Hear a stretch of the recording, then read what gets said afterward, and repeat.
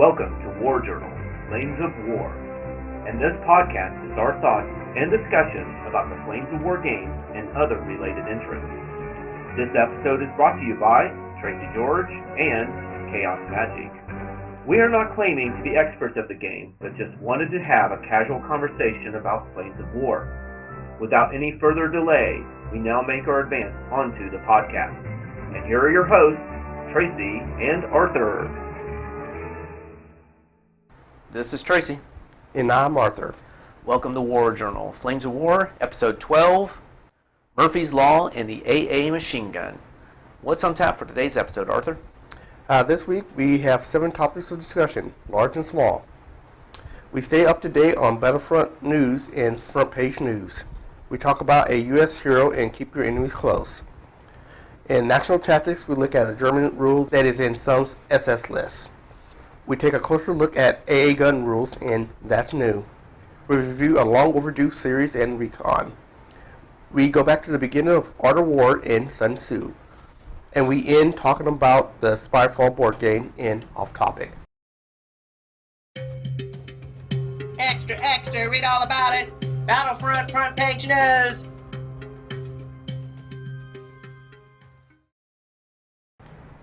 Alright, so we're going to look at Battlefront's Front Page and the Berlin book's out finally. Woohoo! And I saw is also the digital is out on that Forces of, I don't know what they call it, Forces of War? Yeah, Forces of War. Yeah, so I saw it's on there. A couple new, looks like German vehicles. Waffenträger. I have no idea what that is, but the other one, the Kleinpanzerwanze. yeah, that's the 6 Panzerschreck rocket launcher tank. Oh, I see it on the front. Like that's on my to-buy list. It's coming for you. Sorry, I'm laughing because of the name. The diminutive Kleinpanzerwanze in parentheses bedbug. So they call it a bedbug. Designed. So they're moving away from cats to bugs. Well, it's in the streets. It's a city fighter vehicle. Could call it like the praying mantis or the black widow. Well, that's an arachnid, but you know, bedbug. Whatever. Some brown water But navy. the other vehicle, I have no idea what that is. I don't either. It's got an 8.8 centimeters. It sounds pretty hefty. So I'm gonna click on it real quick. Yeah, let's look at this thing. Oh, it's just a gun on track. Yeah, it's got a gun shield. So basically, it's a flak gun on a track, because they kept the gun shield and the barrel, and instead of it being on a pod, like a quad, tripod, or whatever, it's on a track. It's a slow tank. Yeah. I had that tank 16, awkward layout. Yeah. No side, no top. Well, there's not much to put together on. I'm looking at the pieces here. I'm actually 6, looking 7, at 8, 9, 10, and that's counting 2 tracks in the base. Yeah. Hey, well, a machine gun, 40-inch range. So. I can see it having its uses, though. Yeah. You know, if you need that glass cannon, this looks like it could be it. Well, You do have gun shields, though, too, which could help you when things are shooting your front. Doesn't mention gun shields. Really? It looks like it has a gun shield to me. Oh, you're right. It's a tank. It's not a one thing. It's a tank. It's with the front of one. Oh. I guess that is his gun shield, then. Yeah. It has armor. That's his gun shield. Wow. A rifle can take this thing out. That's awesome. Yeah. And looking at it, I'm like, yeah, a rifle does look like it can take the thing out. It's like, Oh.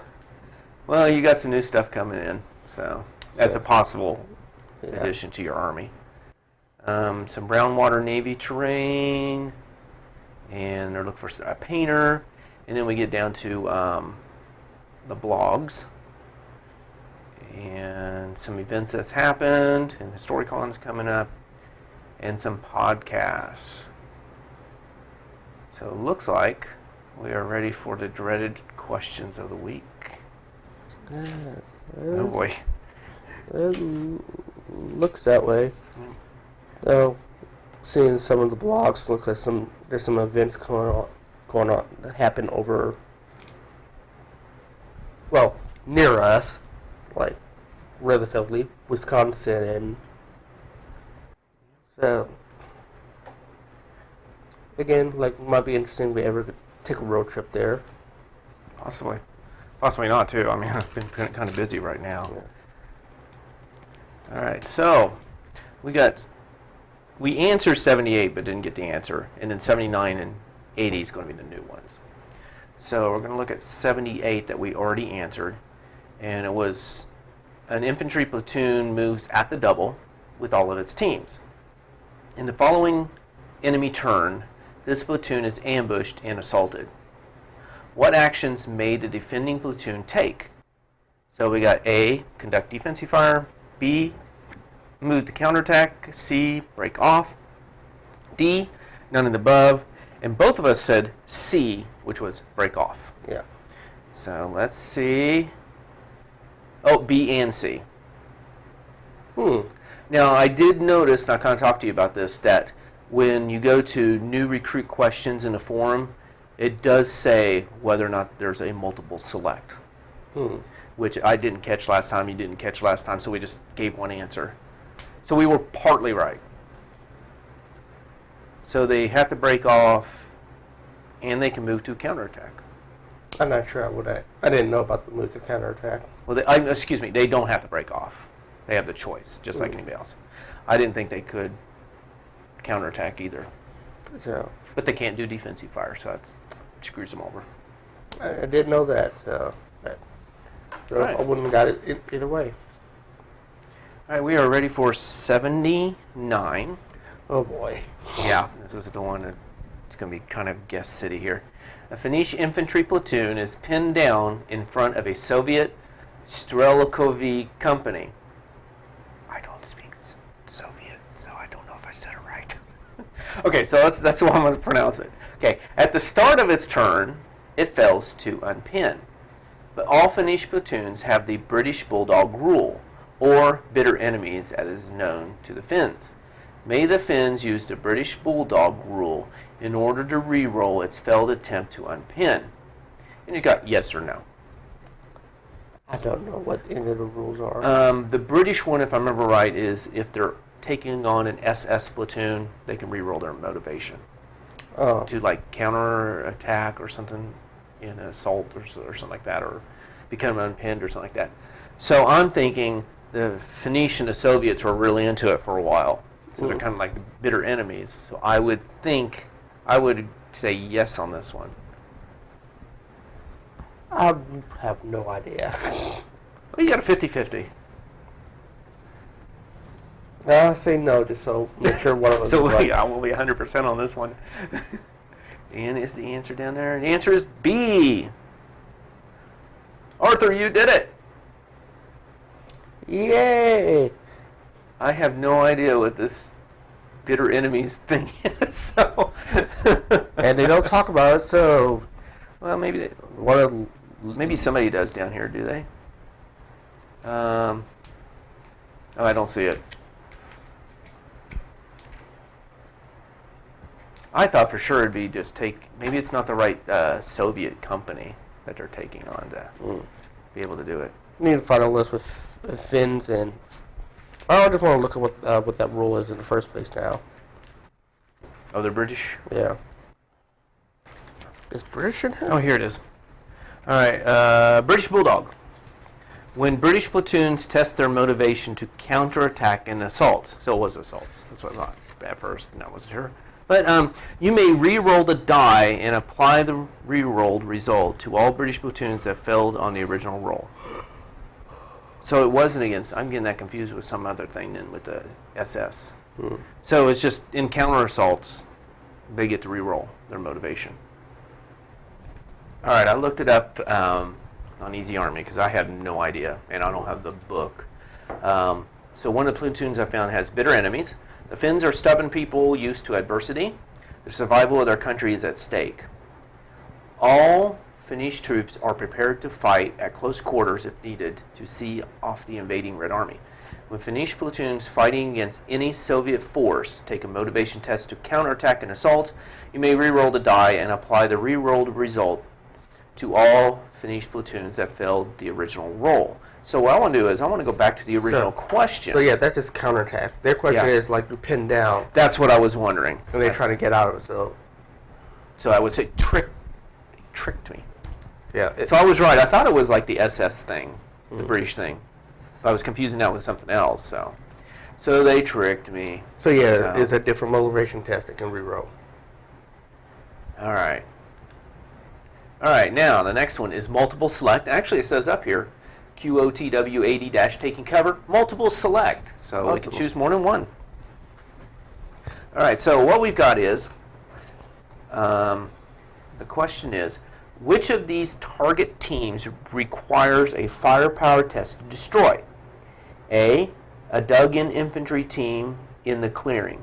And what I'm thinking about is, let's just take it one at a time and say yes or no on these, and we'll just be much simpler than going through it and say A or B. So let's look at A.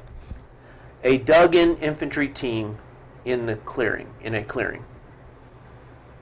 Do you think you'd have to do a firepower test against them? Yes. I agree with you on that one.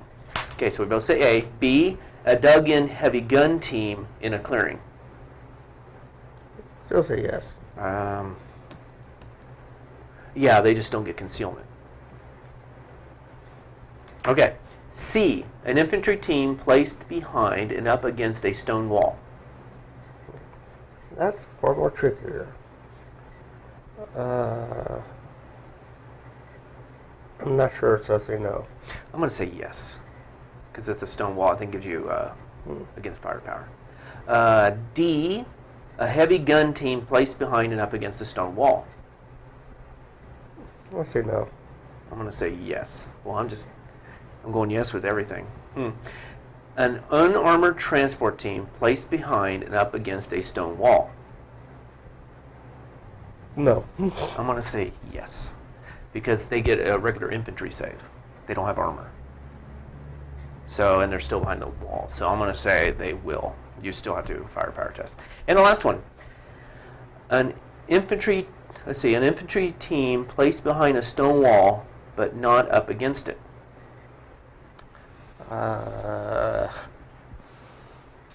Say no. I'm going to say yes if the teams are not shooting, I want to say over the wall, like a higher ground, so the terrain's not going to interfere, you know. But if they're still behind it, but they're having to shoot through the wall, I would say yes. So that one's kind of a how you look at it situation to me. Bonus. Oh, would the answer be different in firing? Yes. Yes. You don't get, the dug-in would get it. Like The stone wall, no. Yeah, if I was wrong on any stone walls, then that you're definitely mean. So with the artillery, I say A and B only? Yeah, A and B only. I would say the rest of them get it. Yeah. So what did you say no for? None of them. So you say yes to all of them? Yep. Except for that last one's a little, it depends upon, like I said, are they shooting over and they're far enough back that the terrain's not going to be covering them? Or are they still close enough to the wall that the terrain's going to be covering from the people shooting at them? So, we'll have a feeling it's not on here. And the answer is next week, so we'll check it next time. And we'll check more into your bed bug.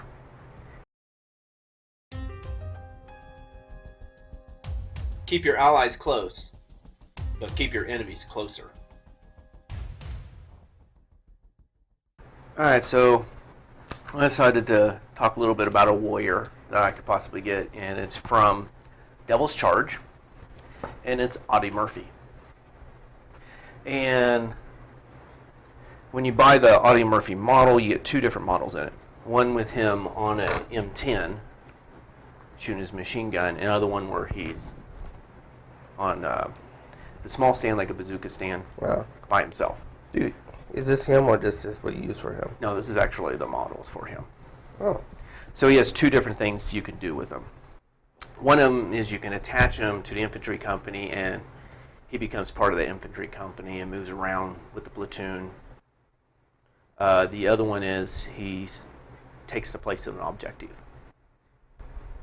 So he's... Takes a place as an objective? Yeah.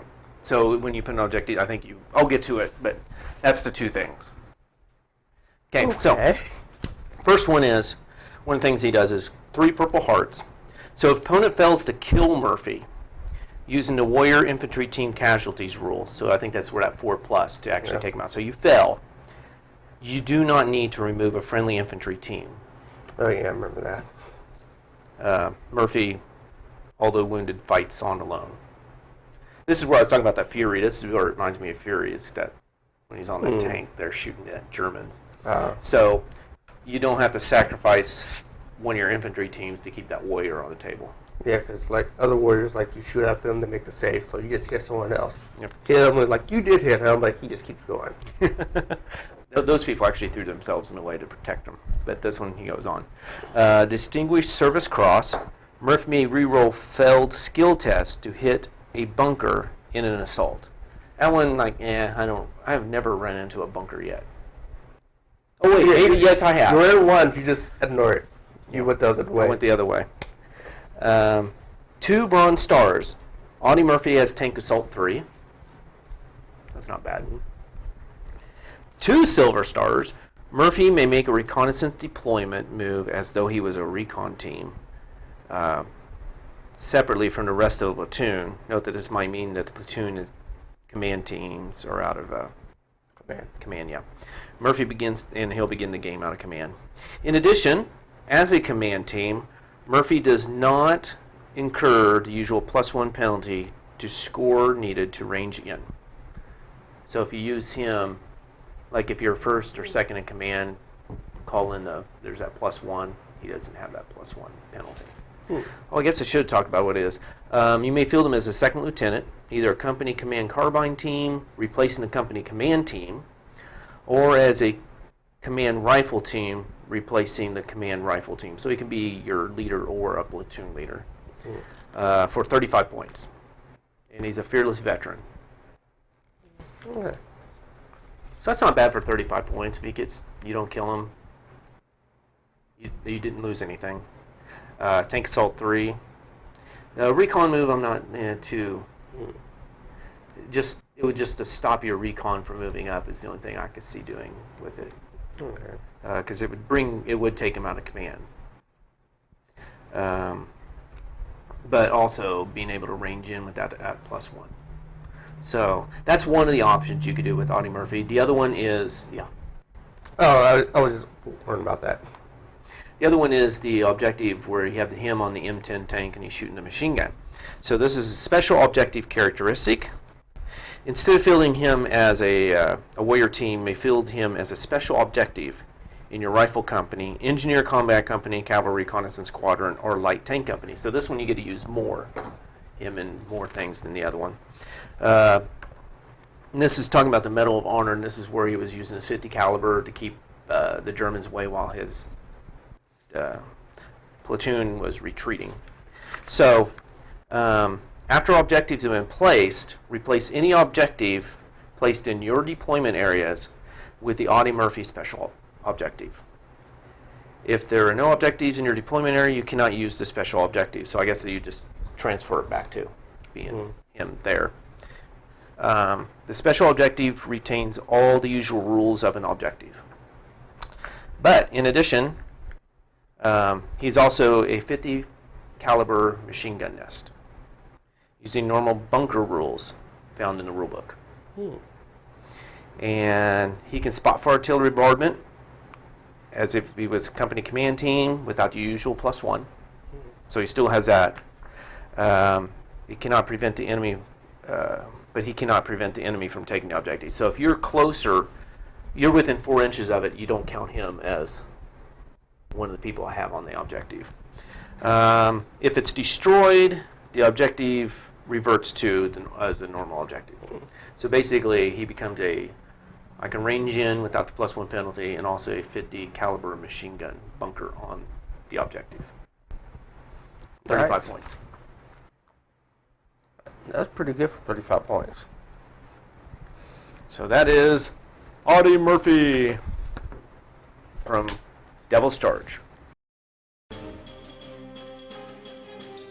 This is your in-depth reporter, Tiger Sherman, from Military Times News, and our continuing coverage of national tactics.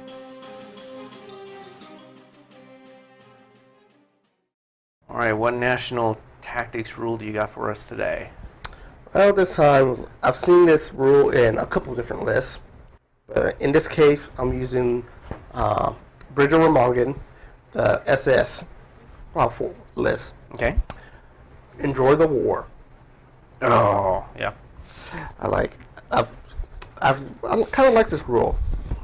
When an SS platoon team needs to make a platoon morale check, instead of rolling motivation tests for the entire platoon, roll a die for each team in the platoon and any teams that have joined the platoon. On a 2+, team fights on. On any other roll, the team is destroyed and removed from the table. That is rough. Because I think I took you on one time with those guys, and it was rough trying to take them out. Yeah, I know I've used a different list with it, but I also have that rule. And the thing is, like, I forgot that tanks do not have the motivation. Oh, they do. The Soul Survivor test. Right. So because I think when we play, I forgot that. So every time you got down to one tank, I just removed it. But we're like, oh, they don't have to take that test. So Yeah, it's just infantry. So yeah, I like. I forgot the next part. If the platoon is required to take a Soul Survivor motivation test, it automatically fails and the platoon is destroyed, which is what we were talking about before. Company and higher command teams cannot reroll a result for other teams using Enjoy the War. However, they may reroll their own. So like I said, I've used it a few times, and it makes a difference. Can this be one of those that, like that big 20-some man? You had something that you could take a lot of the Volks, the People's Army thing, where it was actually like the old men and the kids. Do they get that? I doubt it, because I don't really see them type to enjoy the war. Yeah, I remember now, because I was trying to take, and I'd hit that company, and let me check each one. Oh, okay. And you have to only roll a 1. It's like, oh my gosh, you're never going to roll a 1. It's like, oh, 1-1, I lost that platoon. Instead of the whole thing, Yeah, like, you know. So yeah. Man, that is rough. So yeah, we'll have to remember next time, because I didn't realize, because I didn't really read the rule either about that Soul Survivor, about your tank. So you have to wipe me out, because even if I lost my my command team, and usually I'll auto fail, but I don't take that chance. I just roll anyway. So they don't. Well, I guess it'd be in the Army list whether or not you get the German tactics. Oh yeah. Because if they don't get German tactics, they won't be able to do much after they get knocked. If the leader gets taken out. Yeah. So that would be one maybe saving grace for me. Yep. In this list, I Does do it say have which ones it can go into? This is just this list. The SS list has this rule. Let's see if they have that German tactics. Should be like under the command there, headquarters. Yeah, they have it. Do they? What they don't have is the German rule where I can split up the stuff special rule. I don't know how to say it. You're like me trying to speak that Soviet. Yeah. But like it's allowed me to rearrange my forces a little bit after we start playing and before we put stuff on the table. I don't quite understand that rule. They don't have it. That's the one thing. They don't have that rule. Yeah, man, if they do have that German tactics and that, it's hard to stop them. Oh, yeah, they don't have it. Okay, I was saying, because it would be hard to stop them. So if you could take the leader out, they're not going to move, even if they're a tank. Yeah. Until your first command or second in command comes over there and nominates somebody to be the leader. Yeah, that's true. Because like here it is, they do not use the mission tactics. No. A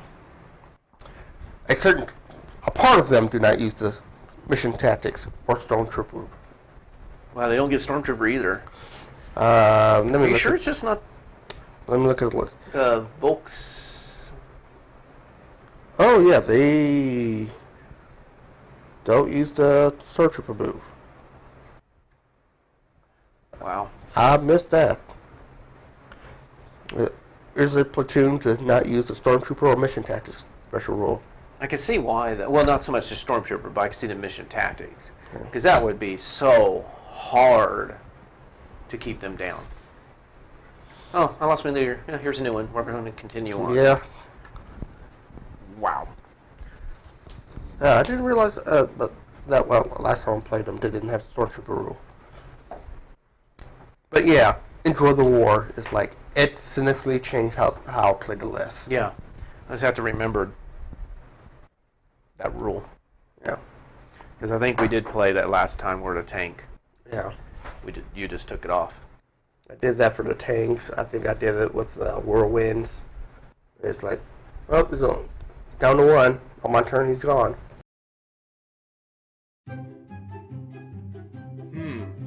That's new. All right, for this one, we're going to talk a little bit about anti-aircraft fire. Okay. So what I've got here is 3 different types of anti-aircraft. So we've got the, on top of the tank, the 50 caliber AA machine gun. And then I'm just going to use one of these vehicles, which is this is going to be the M15 CGMC 37 millimeter anti-aircraft gun that's on a vehicle. And it is anti-aircraft, so it's actually spelled out anti-aircraft, where it says AAMG on the tank. Then this one, which I'm going to represent as M1 90 millimeter gun, which is a heavy anti-aircraft gun. And it's spelled out also, anti-aircraft is spelled out. So the only one that's AA is the one that's on the tank. The others are spelled out. So you got the AA machine gun. We've got the anti-aircraft and a heavy anti-aircraft. Now the AA, the one that's on the tank, has another name, and they call it self-defense. Yeah. So that's our self-defense. So we got 3 different types. We got the self-defense, what we just call regular, and then the heavy. Okay. Okay, so they're shooting at an aircraft. Let's go down the list here. What's going to be the rate of fire on the one on the tank? I believe it was 1. You're right, 1. What about the one that's actually spelled out anti-aircraft? It's what it actually says. Yep. What about the heavy anti-aircraft? That's also what it says? It's 1 also. That's 1. So the only one that gets its full rate of fire would be the one that says anti-aircraft. All right, so now we're going to move through. What can they not do? Okay, so I've got a list here because I don't want you to go, oh, I can't remember. So I've got a list here. Okay, so they've all shot their anti-aircraft. Can they do this? Move at the double. No. One of them can. Oh, right. The one on the tank. Yeah. So it can still move at the double. What about dig in? Beat the tank. The one on the tank. What about shoot? The tank. Yep, the one on the tank. Assault. The tank. The one on the tank. Yeah, so the self-defense, you're still able to do whatever you want. Yeah. However, there is one thing that does change on this tank when you do shoot the anti-aircraft. And they can only shoot if it's under the template. That's another thing. Yes, very good. Yep. Very good point. Yeah. So actually, I think it was my next thing down here. Yep, it was my next thing coming down here. So the anti-aircraft and the heavy anti-aircraft can shoot as long as the target's in line of sight and in range, and you add 8 inches to its range. Where the self-defense, it's self-defense, so only if someone in their platoon is being shot and then still has to be in line of sight and in range, and you add 8 inches. You are right about this. But something else happens to this tank. If it shoots, that doesn't happen to the others. It only happens with the like the 30 caliber or 50 caliber machine gun, AA machine gun, the self-defense. What happens is if this tank assaults or gets assaulted, top armor, 0. Oh, yeah. Because the hatch is open, because the guy's out there shooting a machine gun. So the hatch is open, so it's got top armor 0. However, it does not act as a open top vehicle, which has some special rules like that. And you took my other thing about who could be hit. So Okay, yeah, I thought that was what we were going for. Like, yeah, I know that one. So the one I keep forgetting, top 0. Top 0, yeah. I would have forgot that too. And but like, yeah. I know you remembered one time because your whirlwind or something got to be able to. You're like, oh, if I attack your aircraft with this, I won't be able. Oh wait, they're self-defense. I still get to do stuff in my next turn. I'm going to open fire on it. So I know you remember that one. But it was the open top 0, and the rate of fire is another thing that got me. I forgot the heavy one. So I think like your flak guns, if they're shooting at aircraft, because they're heavy, I believe, they get a rate of fire. Even though they may say 2, 1 against an aircraft. Unlike your whirlwinds or this one's, you're going to get like 6 dice. 4, 6. Yeah. That's why I like 10 it so much. probably, because you have 2 of them or something like that. Yeah. Well, when I had 2 of these running around, Yeah, that's why I like the whirlwind so much. Cause it's like 6 shots. And you get all 6. Yep. Now, does it still get to do anything next turn, or is it? It's anti-aircraft, so it won't. It's got limitations. Yeah. But really, that gun's only used for like mowing down infantry or shooting at the aircraft. Yeah. So, good job on that. All right, soldier, at ease. What is it? Sir, I just got the Recon report in. There's some interesting developments in it. The report says... All right, so Arthur, you finally watched Band of Brothers. It was a while ago. I think we was talking about Furry when I seen it, so I can compare them. But I just realized, we haven't talked about Band of Brothers just itself. No. So what were your thoughts on it? First, kept getting confused on the cast, because the cast is huge. It is a big cast, yes. And there's some of them I was like, I just didn't pick up on, like Shifty. You kind of heard them 1 or 2 times, but it just so many guys. Right. But like the Roll episode is like why he almost became my favorite character, because it's like what he went through, and just You talking about the medic? yeah, he just like hey, bombs flying in there, just run straight there, gets the person, work on him. Here, medic. Okay, do this. It should be good. Runs over here, just like, and like he was. I'm sure he was showed up before, but I didn't really pick him out. Yeah, like when they're on the boat going to Europe, I was like, oh my gosh, there's some of you can actually see some of those, like those cast characters, like Blythe. Blythe. He's on the boat. You actually see him, and then when they're loading up to go on the planes, you start seeing some of the people too. Yeah, look, I need to rewatch it. It's so long, and I'm just watching it. So I don't want to rewatch it, but I really need to just pick up more things. Just to see him just kept going nonstop running, and we've also seen the time where it seemed like he's almost going insane, yet like the fact that his platoon needs him is like what probably like grounding him into like whoop, need to go to work. It's like I think I want to say I don't know if it's World War II only, but all these people saying medics should get Medal of Honor. These medics should get, and it's like only one got a Medal of Honor. Yeah. with all the stuff they do, like what you're saying, they're Yeah. running here and there through all this fire, and they don't have any weapons. They're not allowed to carry weapons. Yeah. Yeah, I think in your Band of Brothers list, it's like on every character has like a little quote by another person. And I forgot who said it about Roe, but he said like he deserves a medal or a higher rank. Oh, Because he- yeah. Let's see what I got the book here. So let's see if we can find it. Here's Roe. Let's see. Oh, I think I may have found it. He was there when he was needed, and how he got there, you often wondered. He never received recognition for his bravery, his heroic servicing of the wounded.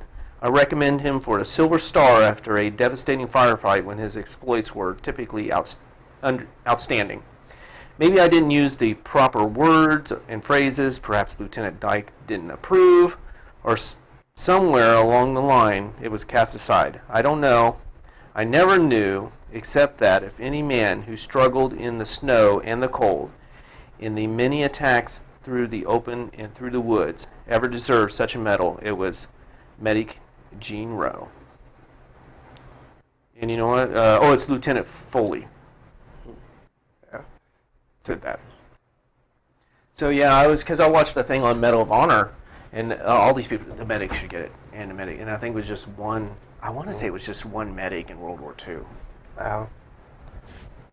Got it. But yeah, like that one episode, it just really hit me because it just showed how important he is, and it just seemed like he had to push aside his emotions to make sure everyone else was okay.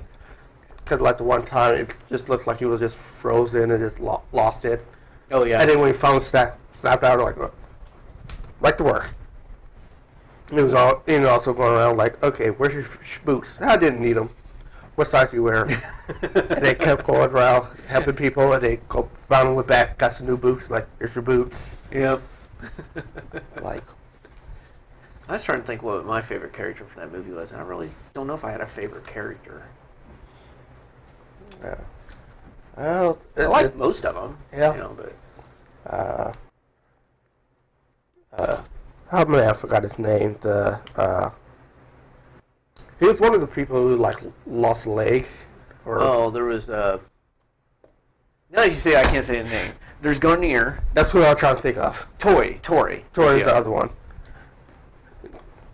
Tori was the one when Eugene was asking about his boots. And when he got some new ones, but yeah, I would think That it was Tori, yeah. Yeah. Oh, actually, I saw a thing now that Garnier just died like last March. Mm-hmm. He was like 90. He was one of those that really was in charge of trying to keep the guys every year coming together. Mm-hmm. And it was getting less and less of them, but he was like, Yeah. and he just recently died now. Yeah, I saw in the special features of it was him. I forgot who was with him. Was walking through the.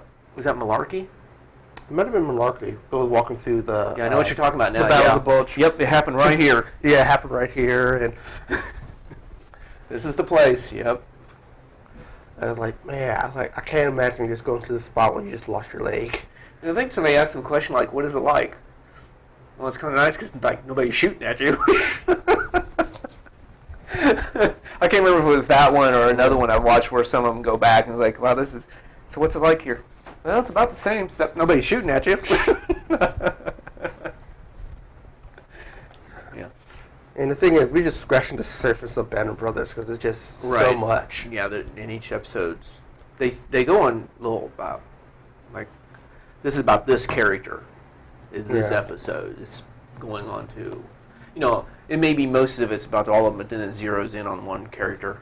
Like when they were attacking, I think it was Foy, and the one bull gets injured and gets separated, and he was hiding in the ditch, and then he hid in the barn. Okay, yeah. So that was like his. The one you're talking about, Bastogne, was Roe. Yeah. A lot to do with Roe. The second Bastogne episode, I think. Yeah. Or, I can't remember. I think it was. I think it may have been the first one. Hmm. Second one was more they were having to come back. no, because I remember those episodes, like, stuff going on in Bastille. And then the next episode was him doing there. It's like, are you Superman? And then the first episode was more just learning about the crew, but also getting to know Winters. Yeah, getting to know Winters. Got to see the training of Sorbo. In not the greatest light. So, I'm going to say out of a 5, general star. Up to 5, 5 being the best. I'll give it a 5 general star. Yeah, 5 here. That was an experience that I think if you're a World War II fan, you probably need to see. Yeah. It also makes playing those guys from the Nuts books. You go, oh, I know who this is. You know, you may read about Vittman or Carius. Yeah. You may read about him, but when you actually see something like that and you get a little more, oh, and you see the rules, like, oh, I understand more about why this rule's in here. Yeah. Yeah, especially Spears, the road across the field. The amazing thing was, he came back. Like, well, I saw that in the episode. Is like, what, really? I really thought it was, oh, they just put this in here. It's just for, movie thing. But no, I guess he really did that. It just shocked everyone to the point of like, did that really just happen? On both sides. He's coming back. I wonder if the judge is like, screw it, we surrender. Because in the episode just ends, or the fight ends after that. So like, yeah, it seems like they're like, we're done. All right, so we both think it's a must see. Yeah, and I'll probably will be watching it soon. I did notice also it's on Amazon Prime. So if you have Amazon Prime, you can watch Band of Brothers for free. Well, you're paying your Prime membership, but otherwise it's free. All right, soldier, you will shape up and you will listen, because we are now going to talk about Sun Tzu and the art of war. Attention!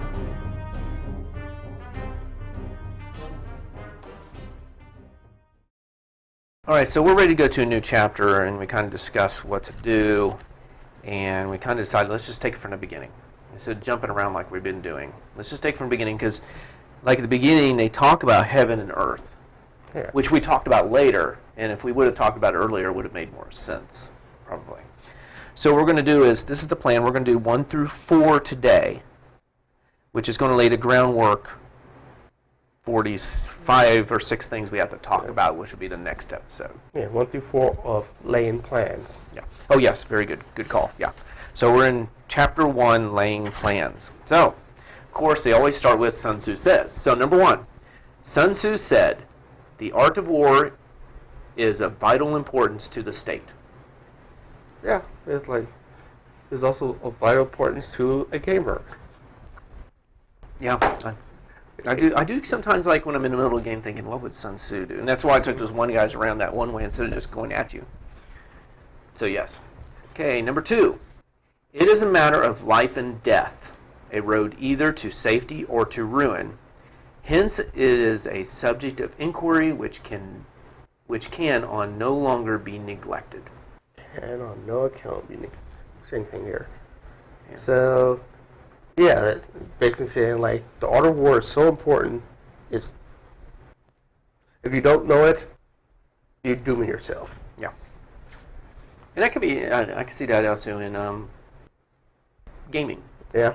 If somebody's doing the art of war and doing their tactics correctly, they're going to beat you every time. Yeah. And you're not. They lay bait out for you, and you go through difficult terrain which you shouldn't be going through, and they make you go through it first. I remember about that. So, okay, number 3. The art of war, then, is governed by 5 constant factors to be taken into account in one's deliberations when seeking to determine the conditions obtaining in the field.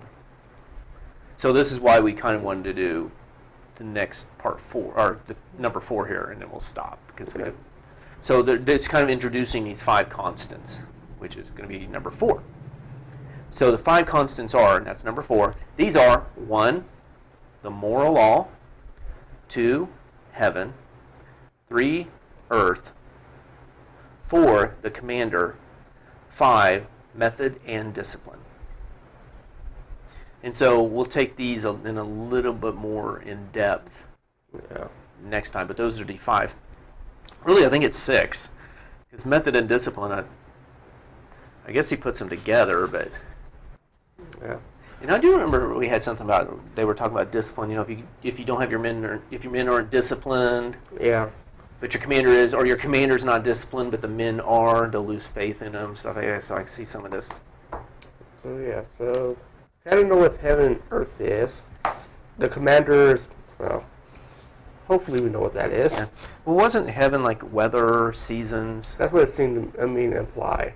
And then earth was like the terrain? The terrain. So we'll hit those, go into more in depth on these 5 things in the next one. This way this segment's not, it's super short, but this way it's not super long. Okay. And now for something completely off topic. All right, at my weekly board gaming night, we recently played Spyfall, which you weren't there for that one, for this one. I think you tried it, but there was just 3 of us, and that just did not work. This time there was 6 of us playing. And how it kind of works is you have a deck of 8 cards, and 7 of the cards are the same location. So like passenger train, which I have here. And there's 1 spy card. So depending upon how many people, so if there's 6 people playing, you'll take the spy card out and deal out 5 of the passenger train and then mix those up. However, you don't look at what the deck is when you do this. It's all put face down. So you have no idea what place this is. It's one of 30 locations like airplane, amusement park, bank, hotel, restaurant, so forth. So when you pass these out, one person's going to get the spy card. Everybody else is going to get passenger train. And again, it's secret. So when they see passenger train, this is the first time they've seen passenger train, knowing that this is where they're at. What's happening is the spy is going to have to try to figure out where the people are, the non-spies. The non-spies are trying to figure out who the spy is. And how you do this is you ask questions. So you just ask somebody like, well, what are you doing? And one person may say, I'm sitting. Which, if you're on a passenger train, yeah, you could be sitting. But also, what if the spy said that? You know? So the spy's got to listen to these clues carefully of how people are asking questions, answering, trying to zero in on where these people are at. These people are asking questions to try to trip up this and find the spy. Because if it's like, one of them was like, we were on the Crusades, and we asked somebody, well, what time did you get up? Oh, around noon. Boom, we were like, he has to be the spy. Why, when you're on the Crusades, would you get up at noon? Wow. And one person asked, like, how was the weather? And I was the spy. And I was like, well, it depends upon how I'm dressed. And I got a pass on that. Because, you know, yeah, it depends upon. And they were at, like, the north, where it's really cold. I forgot what that place was called. Polar Station. And then I kept hearing stuff about cold questions. And so by them saying all these cold questions, I seriously started zeroing in on it, and I won the game because they were being too specific. So passenger train, on these cards also is a job, and we found out it was really fun. I wasn't sure about it, but we found it was a lot more fun by having a job. So one person is a passenger car attendant. So they have to answer these questions as if they were the passenger car attendant. One person is the dining car cook. So they would have to be like, what are you doing? Oh, I'm fixing a meal. Oh yeah, you could on a passenger train back in those days, you know, fixing a meal. Passenger, what are you doing? Oh, I'm sitting. But by them answering, I'm cooking a meal, well, you know, I could be all different sorts of places too. So yeah, you can be, but you can also be doing it these other places. And the spies trying to use this information to figure out where you're at. So you can't be really specific. Another one was a stoker, ticket taker. I was one time on an airplane, I was a stowaway. So it's like, do you want to meet people at this location? And I'm like, no. You know, I was answering as a stowaway. You know. And one thing I did find out is you don't want to elaborate too much on your answers. Because sometimes you give away too much information. And sometimes it's just like you just babble on it. Yeah, and you give away too much. It's just short, simple answers are much better. And so this is one of those games, I think it is dependent upon who you're playing. And I don't know if I would play below 4 players for this game at all. Because I think it'd be too easy to find a spy. Now, the questions can be anything. But when we first started, people would say, like, what are you wearing? And the next person would ask somebody else that same question. And finally got to where people were asking their own questions. I asked, like, well, how's the weather? I can't remember where we were at. And the person answered really good. And I think he was actually the spy. So, you know, the spy can kind of fake it. This is one of those games, though, when you are the spy, you're like, oh, my gosh, where are they at? Don't ask me any questions. Don't ask me. So, yeah, I would, in how well this game went over, we played it about 8 to 10 times in a row. Wow. There is a time limit. And what we did was, it's normally 8 minutes, they say. But that's a little unfair. If you think about it, if you have an 8-player game versus, let's say, a 3-player game, a 3-player game, you're going to find the spy out in 8 minutes normally. 8-player game in 8 minutes, a little tougher. So what we did was, how many ever players we had, that's how many minutes the round is. So when we had 5 players playing, we did 5 minutes and another player came later. Then we shot up to 6 minutes, and it worked really well. The game moves pretty quick. How long do you have to give an answer? As long as you want. But if you delay too long, you're like, he must be the spy. And one of them asked, well, can I lie? And we go, yeah, you can lie, but people are going to accuse you of being the spy if you're not. And that's kind of not the point of the game, is to lie. It's kind of trying to answer these questions. So you two know, yeah, okay, you know where we're at. You're at the passenger train. Your answer fits. Okay. So you're probably not the spy. So I'm going to listen to what these other people are asking and answering. And sometimes the questions can give the spy away. So I think it's a really fun game, but it is kind of dependent upon the people playing. And it plays up to 8, and I would say the more the better on it. Yeah, and we decided to stop, and we were like, we may come back to this and play again after we play some of these other games. That's how much we liked it. Wow. I'm just not sure if it was for me, but I'll play it once with like 6 players. Yeah, I definitely have 3. Playing 3. I don't know why. What did it say? 3 to 6 players? 3 to 8. No way you could play 3 people. No way. I just don't know if I can give like the proper answers. Yeah. Just think very broad. Like that is what Daniel, and he was a spy. I think at that time we asked, well, what are you doing? Sitting? Well, that could be, and it doesn't really raise suspicion because it may fit who he is. Like passenger train. Saying sitting is like, or on an airplane. Oh, that makes sense. At school. Oh, that makes sense. And so he gets away with it, and then he has to ask a question. The only stipulation is, whoever asked you the question, you cannot ask them a question back. You have to ask somebody else. But then when it gets to that other person, they can then ask the person that asked you a question. So, and then you can stop the timer, accuse somebody of being a spy. Even a spy can accuse somebody, and everybody has to agree. If they agree, flip over a card. If they're the spy loses. If it's not the spy wins. If time runs out, you do a last accusation round to see. And that's pretty much the game, and it's really quick. If you do 1 minute per player, you get done with a round. And there's 30 locations. So, you get done with that location, you set aside, you randomly draw another deck that has the locations on it. And again, you don't know what it is because all you see is a spy card. And so you deal them upside down where nobody sees what's coming. And you just go from there. Because if you know what it is, it takes the fun out of it. So yeah, I would definitely play. This is going to stay in my collection. Whenever I get a chance to play it, I'm going to play it. I'm still not sure it's for me, but yeah. Like I said, it's not for everybody.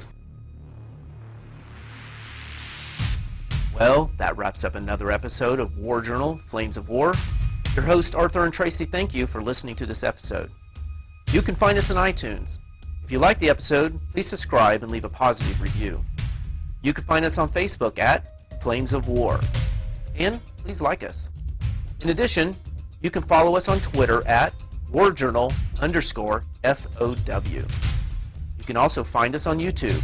Search for Tracy George, Flames of War. You can read Arthur's blog at chaosmagicwizards.blogspot.com.